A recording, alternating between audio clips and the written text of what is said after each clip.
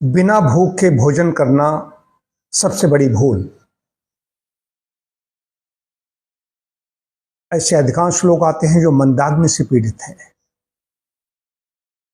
भोजन करते हैं, समय हो गया है या भोजन तैयार हो गया है, भोजन को देखा, किसी ने कहा तो खाने लगे। भूख नहीं है, इच्छा नहीं है, बिल्कुल मन नहीं कर रहा है, फिर भी खा रहे हैं।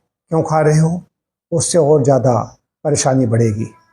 मंदाग्नि, सर्वे रोगा अप मंदाग्नौ, सर्वे रोगा अपि मंदाग्नौ। सारे रोगों कैसे होते हैं? मंदाग्नि से होते हैं। जठराग्नि हमारी ठीक तरीके से काम नहीं करती, मंद हो गई है अग्नि। भोजन बाहर तो पकाया गया है, लेकिन बाहर का पका हुआ शरीर हमारा नहीं स्वीकार करेगा। हमारे अंदर की जो जठर रस हैं, पाचक रस हैं, उनको अपने ढंग से उसको पचाएंगे। तो भूख नहीं है, बिना भूख क्यों खा रहे हो?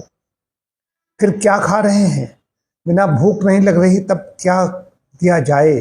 उसको सूप दिया जाएगा, जूस दिया जाएगा, खाली जलोपवास कराया जाएगा, क्या दिया जाएगा ये चिकित्सक तय करेगा। वो समझ रहे हैं कि तुम नहीं, ठीक है, चलता रहेगा, चलता रहता है, चलता रहता है, चलता रहता है। और एक समय ऐसा आता है उसकी पाचन शक्ति और कमज़ोर हो जाती है। पाचन शक्ति कमज़ोर होते होते और तरह के तमाम आंतों संबंधी जो गट्स प्रॉब्लम है और ज़्यादा हो जाती हैं। इसके बाद में उसका पूरा शरीर ही कमज़ोर हो जाता है कि जब पाचन के भूख है नहीं, पाचन हो नहीं रहा ठीक तरीके से, अपशोषण शरीर में कुछ जा नहीं रहा है। जब कुछ कभी खाया थोड़ा बहुत तो उसको अपशोषित नहीं करेगा, मल क्रिया सारी सब प्रभावित है। भूख, पाचन, अपशोषण, मल विसर्जन, जब सब कुछ प्रभावित हो गया है तो धीरे धीरे पूरा शरीर ही दुर्बल हो जाएगा, कमज़ोर हो जाएगा, रक्ताल्पता हो जाएगी, चलेगा तो चक्कर आएंगे, बीपी कम हो जाएगा, शरीर क्रश हो जाएगा। फिर तमाम इम्यूनिटी कमज़ोर होने पर तमाम प्रकार की समस्याएं पैदा हो जाएंगी। हल्का शरीर अच्छा है, लेकिन रोग प्रतिरोधक क्षमता ठीक होनी चाहिए। इससे जब पाचन शक्ति बहुत दिनों तक ठीक नहीं रहती तो हमारी इम्यूनिटी कमज़ोर हो जाती है, फिर शरीर रोगों का घर बन जाता है।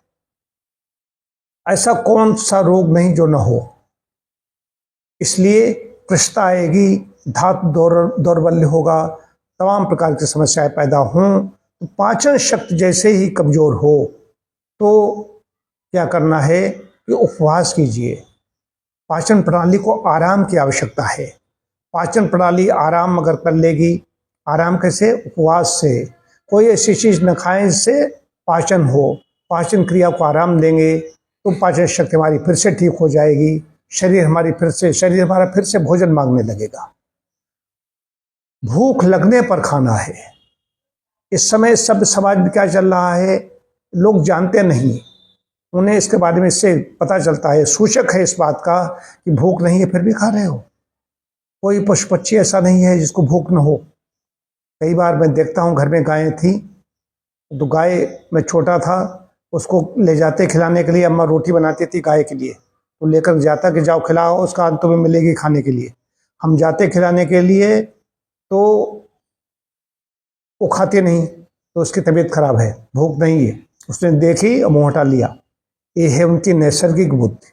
और हम बुद्धिमान हो गए हैं तो कहते खाएंगे नहीं भैया, चलोगे कैसे? ये सब धारणाएं हैं, गलत धारणाएं हैं। स्वास्थ्य संबंधी उनको जानकारी नहीं है, अज्ञानता में जी रहे हैं। इसीलिए अच्छे अच्छे लोग, बड़े बड़े लोगों को जानता हूँ, बैठे हैं आपस में, बहुत अपने को वो बहुत बड़ा ज्ञानी समझते हैं, विज्ञानी समझते हैं, लेकिन कुछ नहीं मालूम।